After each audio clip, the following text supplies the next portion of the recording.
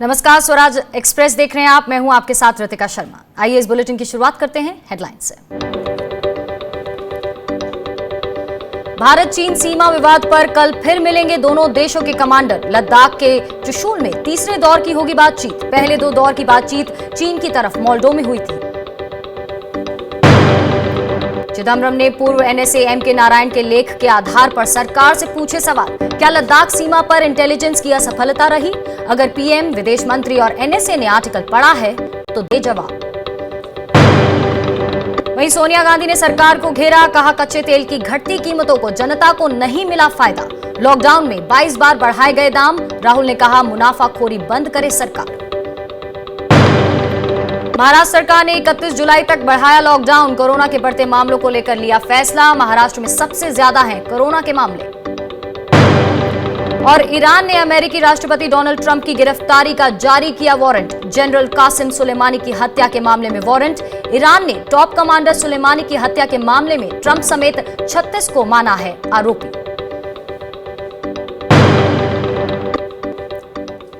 तो वास्तविक नियंत्रण रेखा पर भारत और चीन के बीच तनाव बरकरार है, जिसे कम करने के लिए दोनों देश के बीच कोशिशें भी जारी हैं। सूत्रों के मुताबिक मंगलवार को दोनों देशों के बीच लेफ्टिनेंट जनरल स्तर के अफसर फिर से बातचीत करेंगे।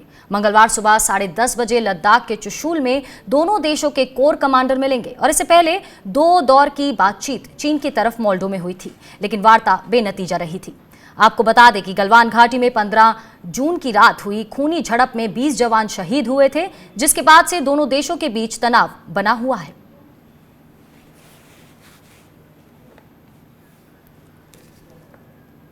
और इससे पहले विवाद सुलझाने के लिए भारत और चीन के लिए हर हफ्ते working management for consultant and condition level की बातचीत पर भी सहमति बनी है। दोनों देशों के बीच ये बैठक वर्चुअल होगी। हर हफ्ते होने वाली इस बैठक का नेतृत्व विदेश मंत्रालय के अधिकारी ही करेंगे। रक्षा विशेषज्ञों का कहना है कि दोनों देशों के बीच इस तरह की बातचीत से सीमा पर तनाव कम होगा। रक्षा विशेषज्ञों का कहना है कि बातचीत में भारत अपना पक्ष मजबूती से रखेगा। हिंदुस्तान इस बातचीत में इंसिस्ट करेगा कि किसी प्रकार का कोई कॉम्प्रोमाइज नहीं होगा जहां तक हमारा इंफ्रास्ट्रक्चर का ताल्लुक है, नेशनल सॉवरेनिटी का, इंटेग्रिटी का और टेरिटोरियल इंटेग्रिटी का। हम किसी प्रकार की कोई भी जमीन चाइना को नहीं देंगे और चाइना को हर हालत में डिसएंगेज करना पड़ेगा और डीएस्केलेट करना पड़ेगा। उन्हीं पोजीशन में वापस जाना पड़ेगा जहां से उसने ये ऑपरेशन स्टार्ट किया था। ये वीकली वार्ता चलती रहेगी, जो क्योंकि चाइना है इस समय और समय लगाना चाहता है। इंग्लिश में कहते हैं बाइंग टाइम। वो बहाने ढूंढ रहा है किसी तरीके से कि भारत को डरा भी दे और लड़ाई भी ना करनी पड़े। जैसे उनके सुन त्सू ने कहा था कि best victory is that which is obtain without fighting. मतलब किसी तरीके से डरा धमका के वो अपनी तरफ से वो साम दाम दंड भेद क्या ट्रिक ट्राई कर रहा है, जो हिंदुस्तान में पैदा हुई है ट्रिक। वहीं गलवान घाटी में भारत चीन के सैनिकों के बीच हुए टकराव के बारे में केंद्रीय मंत्री और पूर्व सेना प्रमुख जनरल वीके सिंह ने बड़ा खुलासा किया है। जनरल वीके सिंह ने कहा कि गलवान घाटी में भारत चीन सैनिकों के बीच झड़प की वजह चीन के टेंट में लगी एक रहस्यमय आग थी। जनरल वीके सिंह ने यह खुलासा एबीपी न्यूज से बातचीत में किया है।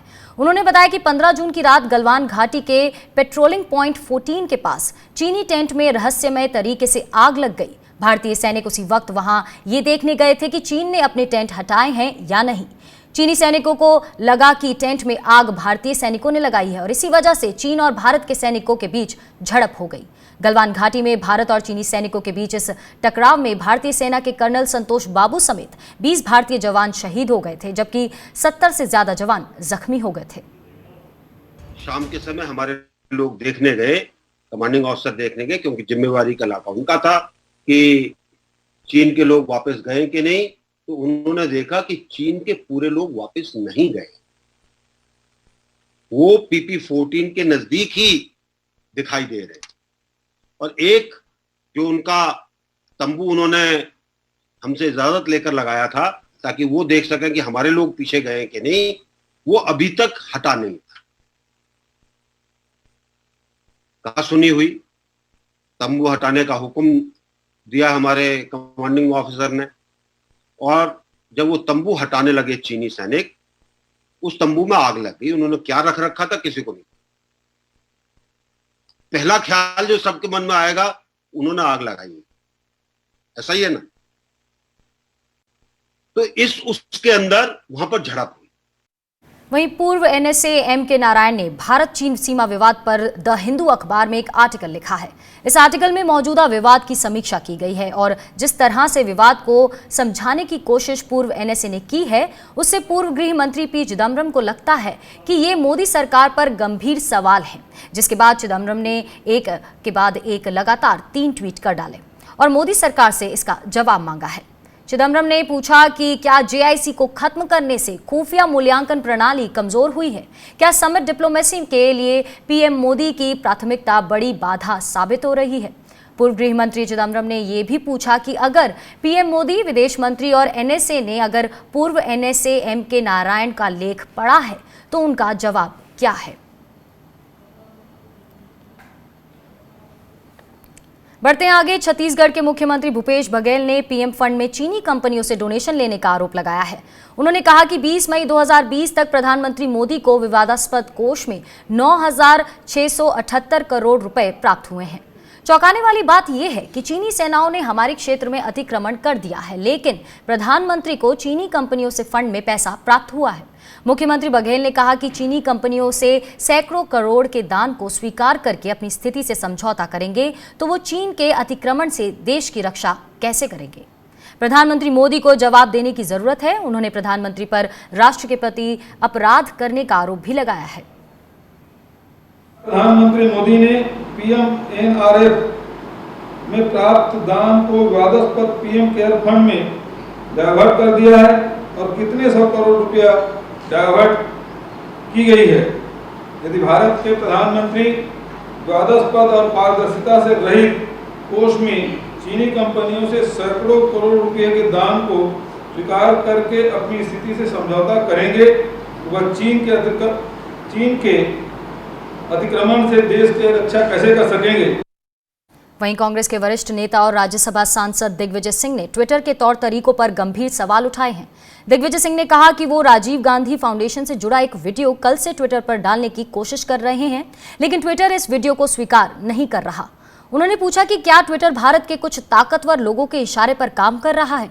दिग्विजय सिंह ने इस मामले में ट्विटर से सफाई मांगी है और स्पष्टीकरण नहीं मिलने पर कानूनी कार्रवाई की चेतावनी भी दी है।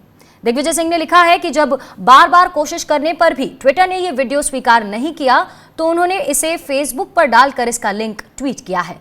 उन्होंने सभी लोगों से यह वीडियो देखने की अपील भी की है। बढ़ते आगे। नेपाल के प्रधानमंत्री केपी शर्मा ओली की कुर्सी खतरे में है। ऐसे समय में उन्होंने भारत पर बेबुनियाद आरोप लगाना शुरू कर दिया है। ओली का कहना है कि विवादित नक्शे के बाद से भारत उसकी सरकार को अस्थिर करने की कोशिश कर रहा है। केपी शर्मा ओली ने कहा कि पिछली बार जब वो प्रधानमंत्री थे तो चीन के साथ व्यापार और पारगमन समझौते पर हस्ताक्षर के बाद उन्हें पद से हटा दिया गया था और इस बार जब वो अपनी जमीन वापस लेने की कोशिश कर रहे हैं तो उन्हें फिर से हटाने की कोशिशें शुरू हो गई हैं। नेपाल के आरोप अपनी जगह हैं, लेकिन जानकारों का मानना है कि चीन से दोस्ती और भारत से बेवजह दुश्मनी के मामले में उन्हें काफी विरोध झेलना पड़ रहा है, जिसकी वजह से उनकी कुर्सी पर खतरा मंडरा रहा है। नेपाल की कम्युनिस्ट पार्टी माओवादी के अंदर अंतःकलह तेज हो गई है। 3 भूतपूर्व प्रधानमंत्री श्री ओली के अकर्मण्यता के जरिए और भ्रष्टाचार के चलते उन्हें इस्तीफा देने के लिए मजबूर कर रहे हैं। भारत का आंतरिक संघर्ष से कोई लेना देना नहीं है। I understand there are internal problems in Nepal. I am not competent to comment upon what the Mr. Modi has said, what is happening in Nepal. If at all something has to be said, it has to be said by Government of India. KP Oli ji Nepal के प्रधानमंत्री हैं और ये पूरी तरह से स्पष्ट हो चुका है कि पिछले कुछ दिनों से वो सीधा चीन के भाषा बोल रहे हैं और चीन के गोदी में जाकर बैठे हैं। अब जो लेटेस्ट जो आरोप लगाया है उन्होंने कि हिंदुस्तान नेपाल की राजनीतिक दलों से मिलकर उनकी सरकार को गिराना चाहते हैं, उन्हें हटाना चाहते हैं। ये बेतुकी बातें हैं। और वहीं ईरान और अमेरिका के रिश्तों में तल्खी और बढ़ गई है। जी हां, ईरान ने अमेरिका राष्ट्रपति डोनाल्ड ट्रंप की गिरफ्तारी का वारंट जारी किया है। ईरान ने जनरल कासिम सुलेमानी की हत्या के मामले में ट्रंप की गिरफ्तारी का वारंट जारी किया है। ईरान ने अपने टॉप कमांडर सुलेमानी की हत्या के मामले में 36 लोगों की पहचान की है, जिसमें राष्ट्रपति ट्रंप भी शामिल हैं। और इतना ही नहीं, ईरान ने ट्रंप समेत इन सभी लोगों की गिरफ्तारी के लिए इंटरपोल से मदद भी मांगी है। ईरान ने अमेरिकी हमले में जनरल सुलेमानी की मौत को हत्या और आतंकी घटना कहा है। ईरान के चीफ प्रोसिक्यूटर अली अल कासी महर ने कहा कि राष्ट्रपति ट्रंप समेत 30 से ज्यादा लोग जनरल सुलेमानी की हत्या में शामिल थे। ईरान ने इंटरपोल से राष्ट्रपति ट्रंप और बाकी लोगों के खिलाफ रेड कॉर्नर नोटिस जारी करने की मांग भी की है। रेड कॉर्नर नोटिस इंटरपोल का सबसे ऊंचे स्तर का नोटिस होता है, जो वांछित अपराधियों की गिरफ्तारी या उनके प्रत्यर्पण के लिए जारी किया जाता है। आपको बता दें कि बीती 3 जनवरी को अमेरिकी एयर स्ट्राइक में मारे गए जनरल कासिम सुलेमानी ईरानी रिवॉल्यूशनरी गार्ड के जनरल और कुद्स फोर्स के सबसे बड़े कमांडर थे। राष्ट्रपति ट्रंप ने सुलेमानी पर की गई एयर स्ट्राइक को सही ठहराते हुए कहा था कि सुलेमानी अमेरिकी सैनिकों पर हमले की साजिश रच रहे थे। आपको ये भी बता दें कि जनरल सुलेमानी ईरान में बेहद लोकप्रिय थे और उनकी मौत पर कई दिनों तक पूरे ईरान में मातम मनाया गया था। लाखों लोग उनके अंतिम संस्कार में शामिल हुए थे। जनरल सुलेमानी की मौत का बदला लेने के लिए बीती जनवरी में ईरान ने इराक स्थित अमेरिका के सैन्य ठिकानों पर मिसाइल अटैक भी किए थे।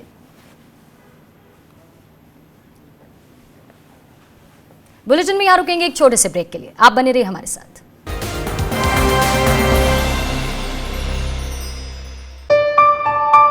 चलो इतिहास के कुछ पन्ने पलटते हैं।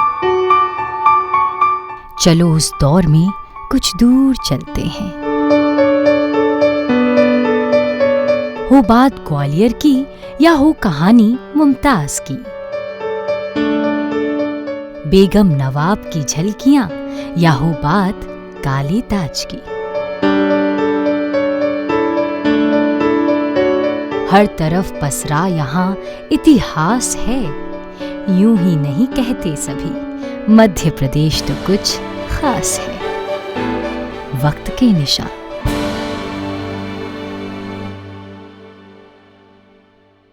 स्ट्रीम कोई भी हो, बेस्ट करियर ऑप्शन के लिए है Bhabha university. Best faculty, world class infrastructure, scholarships, hi tech labs, 27 acre of lush green campus, hostel facility, admissions open for engineering, pharmacy, dental, computer application, management and agriculture. Bhabha university at Hoshangabad road Bhopal. Call 9165025500।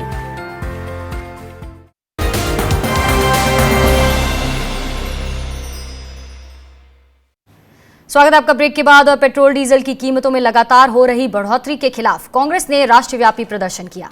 देश भर में जिला मुख्यालय पर कांग्रेस कार्यकर्ताओं ने धरना प्रदर्शन किया और इस धरना प्रदर्शन में बड़े कांग्रेस के तमाम नेता भी शामिल हुए। वहीं केंद्र सरकार से पेट्रोल डीजल के बड़े दाम वापस लेने की मांग करी गई।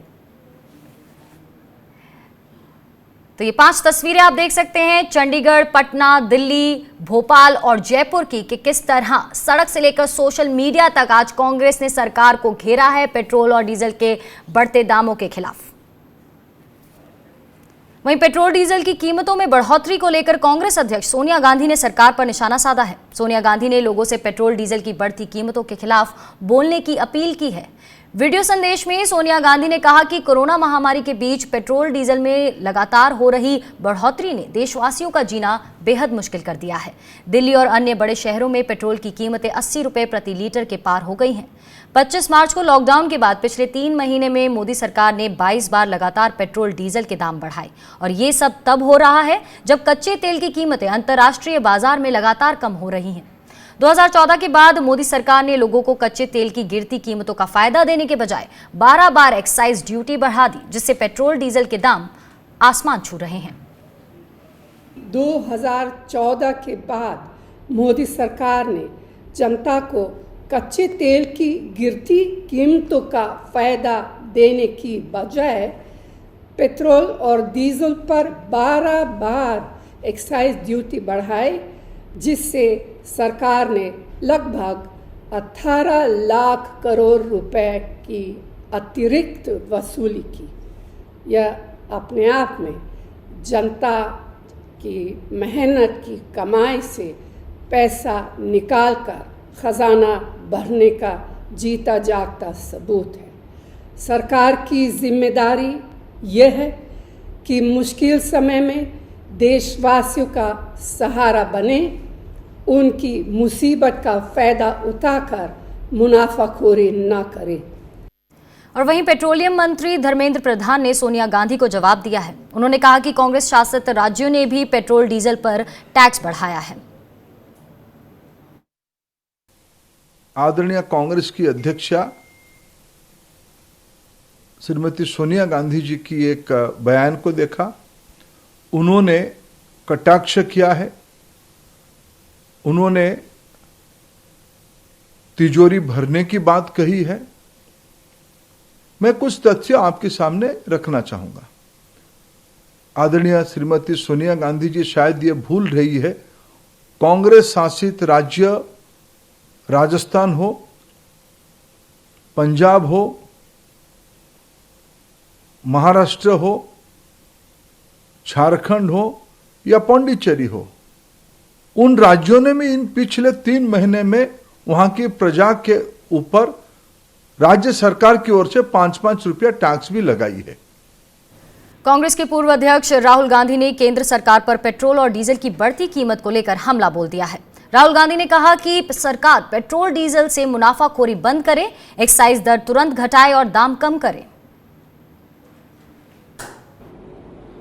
पेट्रोल और डीजल के दाम 22 बार सरकार ने बढ़ाए। 22 बार, एक बार नहीं, 22 बार सरकार ने पेट्रोल और डीजल के दाम बढ़ाए। मतलब 22 बार सरकार ने आपको सीधी चोट मारी, कमजोर लोगों को, गरीब लोगों को सीधी चोट मारी।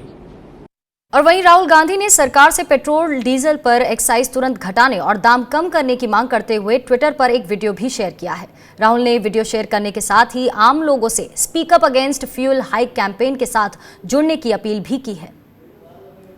कोरोना महामारी और चीन संकट के दौरान केंद्र सरकार ने आम आदमी को अपने हाल पर छोड़ दिया है। निष्ठुर केंद्र सरकार ने 21 दिन तक लगातार पेट्रोल डीजल की कीमत बढ़ाकर लूट चलाई है। गरीब मध्यम वर्ग परेशान है, लोगों के पास रोजगार नहीं है, तनख्वाह मुश्किल से मिल रही है। ऐसे हालात में भाजपा सरकार लोगों के जख्मों पर मरहम लगाने की बजाय उन जख्मों पर नमक रगड़ रही है।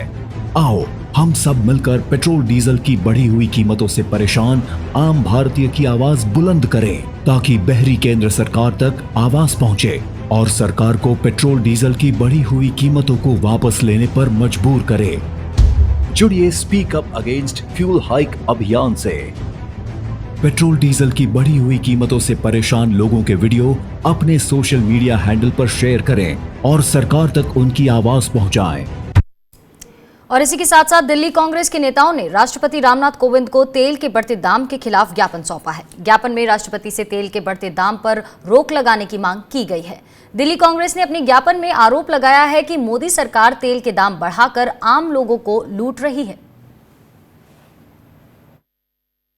दिल्ली के महामहिम राज्यपाल साहब को एक मेमोरेंडम दिया है। देश में लगातार कीमतें बढ़ रही हैं डीजल पेट्रोल की। संक्रमण के दौर में जहां लोग उत्पीड़न हो रहा है, लोगों के पास रोजगार नहीं है, उनकी दुकानें बंद हैं, काम धंधे बंद हैं, उसके विपरीत इंटरनेशनल मार्केट में क्रूड ऑयल की कीमतें लगातार घट रही हैं। मुनाफाखोरी सरकारें करें तो उसको रोकने के लिए राष्ट्रपति महोदय के लिए एक मेमोरेंडम है, जो आज हमने राज्यपाल महोदय को सौंपा है। और वहीं पेट्रोल डीजल की लगातार बढ़ रही कीमतों को लेकर भी बीएसपी अध्यक्ष मायावती ने सवाल उठाए हैं। मायावती ने कहा कि एक तरफ लोग कोरोना महामारी से परेशान हैं, तो दूसरी तरफ तेल के बढ़ते दामों ने उनकी समस्याओं को और बढ़ा दिया है। मायावती ने केंद्र सरकार से तेल की कीमतें काबू में लाने के लिए कदम उठाने की मांग की है। जबकि डीजल और पेट्रोल के मामले में मैं केंद्र सरकार को यही कहना चाहूँगी कि एक तरफ तो अपने देश की जनता कोरोना की महामारी की मार से परेशान है। वो काफ़ी हर प्रकार से वो आर्थिक दिक्कत में है। और दूसरी तरफ डीजल और पेट्रोल ने इनकी परेशानियां और बढ़ा दी हैं। इसलिए मेरा केंद्र की सरकार को यही कहना है कि सरकार को डीजल और पेट्रोल के जो दाम है इसको नियंत्रित करना चाहिए। रुक करते हैं महाराष्ट्र का, जहां लॉकडाउन को 31 जुलाई तक के लिए बढ़ा दिया गया है। राज्य की उद्धव सरकार ने कोरोना के लगातार बढ़ते मामलों को देखते हुए लॉकडाउन बढ़ाने का फैसला लिया है। लॉकडाउन के दौरान जरूरी चीजों जैसे कि दूध, सब्जी, दवा की दुकानें पहले की तरह खुली रहेंगी। ऑड इवन के तहत दूसरी दुकानों को भी खोला जा सकता है। सरकारी दफ्तरों में सीमित संख्या में कर्मचारियों के साथ काम होगा। वहीं सभी प्राइवेट ऑफिसेज में भी 10% क्षमता के साथ काम किया जा सकता है। सीएम उद्धव ठाकरे ने कहा कि अर्थव्यवस्था को फिर से पटरी पर लाने के लिए अनलॉक की प्रक्रिया को धीरे धीरे लागू किया जा रहा है। राज्य सरकार ने इसे मिशन बिगिन अगेन नाम दिया है। आपको बता दें कि इससे पहले राज्य में लॉकडाउन को 30 जून तक के लिए बढ़ाया गया था। और आपको ये भी बता दें कि महाराष्ट्र में कोरोना संक्रमितों का आंकड़ा पूरे देश में सबसे ज्यादा है। संक्रमित मरीजों की संख्या 1,94,000 को पार कर चुकी है। वहीं कोरोना से 7,429 मरीजों की मौत हो चुकी है। आपको बता दें कि महाराष्ट्र से पहले पश्चिम बंगाल की सीएम ममता बनर्जी भी 31 जुलाई तक के लिए लॉकडाउन बढ़ाने का ऐलान कर चुकी हैं। वहीं कोरोना संक्रमण के मामलों में महाराष्ट्र देश में पहले नंबर पर है। इन सबके बीच महाराष्ट्र में दुनिया की सबसे बड़ी प्लाज्मा थेरेपी का ट्रायल भी शुरू हो चुका है। मुख्यमंत्री उद्धव ठाकरे ने प्रोजेक्ट प्लेटिना को लॉन्च किया है। प्रोजेक्ट प्लेटिना के तहत कोरोना के गंभीर मरीजों का इलाज किया जाएगा। वहीं पहले दिन एक साथ 500 मरीजों को प्लाज्मा थेरेपी की डोज दी जाएगी। प्लाज्मा थेरेपी का पूरा खर्च महाराष्ट्र सरकार उठाएगी। उद्धव ठाकरे ने लोगों से आगे आकर प्लाज्मा दान करने की अपील भी की है। सरकार की तरफ से ट्रायल के आधार पर दावा किया जा रहा है कि 10 में से 9 मरीज प्लाज्मा थेरेपी से ठीक हो रहे हैं। आपको बता दें कि कोरोना के मरीजों के इलाज के लिए दिल्ली की केजरीवाल सरकार ने भी प्लाज्मा बैंक खोलने का फैसला किया है। दरअसल डॉक्टरों के मुताबिक कोरोना के जो मरीज पूरी तरह से ठीक हो चुके हैं, ऐसे मरीजों की बॉडी में इम्यून सिस्टम एंटीबॉडीज बनाता है और ये एंटीबॉडीज ब्लड प्लाज्मा में मौजूद रहते हैं और ये एंटीबॉडीज प्लाज्मा थेरेपी के जरिए नए मरीज के शरीर में इंजेक्ट किए जाते हैं और इससे मरीज की बीमारी का मुकाबला करने की क्षमता बढ़ जाती है और वो जल्द ठीक हो सकते हैं। वहीं पश्चिम बंगाल की मुख्यमंत्री ममता बनर्जी ने कोरोना से लड़ने के लिए सूबे में 3 करोड़ मास्क निःशुल्क बांटने की बात कही है। ममता बनर्जी ने कहा कि सोशल डिस्टेंसिंग, सुरक्षा का ख्याल और मास्क लगाकर ही कोरोना से जंग जीती जा सकती है। ममता बनर्जी सरकार ने सूबे के स्कूलों, स्वास्थ्य कर्मियों, फायर स्टाफ, नगर निगम कर्मचारियों और यहां तक कि सिविल वॉलंटियर्स के बीच 3 करोड़ मास्क निःशुल्क बांटने का ऐलान किया है। मुख्यमंत्री ममता बनर्जी ने ट्वीट कर कहा है कि सभी लोगों के लिए मास्क खरीदना मुमकिन नहीं है, इसीलिए ऐसे लोगों को राज्य सरकार मुफ्त में मास्क देगी। बढ़ते आगे, कोरोना के बढ़ते कहर के चलते दिल्ली सरकार ने प्लाज्मा बैंक शुरू करने का फैसला किया है। इस फैसले की जानकारी खुद मुख्यमंत्री केजरीवाल ने दी है। प्लाज्मा थेरेपी के जरिए कोरोना संक्रमित मरीज का इलाज किया जा सकता है और इसी वजह से दिल्ली सरकार ने मुश्किल वक्त में प्लाज्मा बैंक शुरू करने का फैसला किया है। इस टाइम लोग प्लाज्मा लेने के लिए दर दर की ठोकरें खा रहे हैं, इसीलिए दिल्ली सरकार ने तय किया है कि हम दिल्ली प्लाज्मा बैंक बनाएंगे। ये अपनी तरह का पहला प्लाज्मा बैंक होगा कोरोना के मरीजों का इलाज करने के लिए।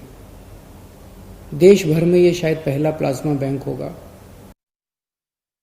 वहीं दिल्ली से सटे गुरुग्राम में 1 जुलाई से मॉल खोलने की तैयारी शुरू हो गई है। हरियाणा सरकार ने 1 जुलाई से गुरुग्राम और फरीदाबाद में शॉपिंग मॉल्स खोलने की इजाजत दे दी है। सरकार की तरफ से इजाजत मिलने के बाद शॉपिंग मॉल्स के प्रबंधन ने भी अपनी तैयारियां शुरू कर दी हैं।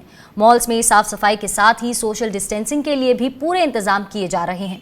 इससे पहले आपको बता दें, हरियाणा सरकार ने गुरुग्राम और फरीदाबाद को छोड़कर राज्य भर में 7 जून से मॉल को फिर से खोलने की अनुमति दी थी। आज हमने पहला सैनिटाइजिंग का हमारा प्रोसेसिंग था, जो एंट्री के टाइम में पहले आपको बॉडी का टेम्परेचर चेक किया जाता है। उसके बाद हमारा कुछ डेली रूटीन्स के लिए जैसे मास्क लगाना, सोशल डिस्टेंसिंग, उसके बाद हमारा पूरा स्टोर को सैनिटाइज किया जाएगा। स्टॉक का री वैल्यूज़ देखा जाएगा कि हमारी स्टॉक एकदम बिल्कुल फ्रेश हो। और सारे इंस्ट्रक्शंस फॉलो करवाने के आज हम लोगों को रूल्स बताए जाएंगे। कर रहे हैं हम लोग सारा कुछ, और ऊपर से हम लोग सैनिटाइज का जो है वो रखेंगे, अपना टेम्परेचर चेक करने के लिए वो अलग से रखेंगे। तो कस्टमर्स आएंगे, उनकी एंट्री होएगी बाकायदा, नेम एंड नंबर लिया जाएगा, उनके टेम्परेचर्स नोट किए जाएंगे ताकि क्या है क्या नहीं है। तो एक टाइम पे not more than 5 customer we will allowed, because we have a 5 sections and all. तो हम चाहते हैं कि एक कस्टमर के साथ एक ऐसे करके। और वहीं बिहार विधान परिषद चुनाव के नतीजे आ गए हैं। 9 सीटों पर हुए चुनाव में जेडीयू और आरजेडी को 3-3 सीटें, वहीं जबकि बीजेपी को 2 और कांग्रेस को 1 सीट पर जीत मिली है। चुनाव से पहले आरजेडी के विधान परिषद के 5 सदस्यों ने इस्तीफा दे दिया था। वहीं कोरोना महामारी के देश और बिहार में हो रहे खतरनाक फैलाव को लेकर अब बिहार विधानसभा चुनाव फिलहाल नहीं कराने की मांग उठने लगी है। इस मांग के साथ युवा नाम के संगठन का एक जत्था पटना के निर्वाचन आयोग के कार्यालय पहुंचा और बिहार के मुख्य निर्वाचन पदाधिकारी को ज्ञापन सौंपा। संगठन के सदस्यों का कहना था कि अक्टूबर-नवंबर के महीने में बिहार विधानसभा के चुनाव होंगे और उस समय विशेषज्ञों का मानना है कि कोरोना संक्रमण अपने चरम पर होगा। नीतीश कुमार जी के पिछले 15 सालों का रिकॉर्ड को देखते हुए इनको फिर से बिना चुनाव का ही मुख्यमंत्री नियुक्त किया जाए। हम युवाओं की यही मांग है कि कोरोना महामारी इससे नहीं फैलेगा, रुकेगा और जो कम्युनिटी स्प्रेड का जो डर है वो कम होगा। रुक करते हैं असम का, जहां बाढ़ से हालात काफी बिगड़ गए हैं। बाढ़ के कारण सूबे के इलाकों का संपर्क टूट गया है। असम राज्य आपदा प्रबंधन प्राधिकरण के मुताबिक बाढ़ के कारण धेमाजी, लखीमपुर, विश्वनाथ, उदलगिरी, दर्राग, नालबारी, बारपेटा, बोगागई गांव, कोकराझार, धुबरी, दक्षिण सालमारा और गोलपारा, साथ ही साथ कामरूप सहित 23 जिलों में 10 लाख से ज्यादा लोग प्रभावित हुए हैं। बाढ़ के कारण डिब्रूगढ़ में कई गांवों में पानी घुस गया है। कई गांवों में आने जाने के रास्ते पानी में डूब गए हैं।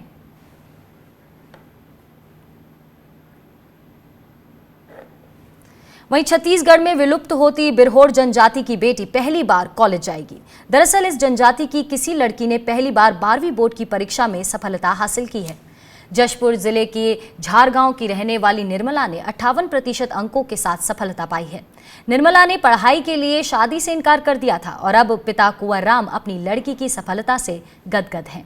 जशपुर के कलेक्टर महादेव कावरे ने भी निर्मला को हर संभव सहयोग का भरोसा दिया है। दुलदुला की आदिवासी बच्ची ने अगर अच्छा नंबर स्कोर किया है तो ये बहुत खुशी की बात है और बहुत सकारात्मक साइनिंग है कि रिमोट एरिया की बच्चियाँ शिक्षा के क्षेत्र में आगे बढ़ रही हैं। आगे पढ़ लिख के कुछ अपने पैरों पे खड़े हों, कुछ ये देख मेरे को भी लगता था कि मैं भी कुछ पढ़ लिख के कुछ इन लोगों की तरह मैं भी बनूँगी।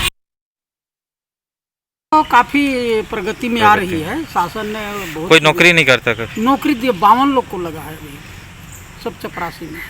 तो ये मतलब ये भी इस स्तर तक पढ़ाई नहीं कर पाए, 5वीं 8वीं है। हाँ, 5वीं 8वीं तक कुछ धीरे धीरे ओपन में भी प्रयास कर रहे हैं। चलिए फिलहाल इस बुलेटिन में इतना ही। आप बने रहिए स्वराज एक्सप्रेस के साथ। नमस्कार।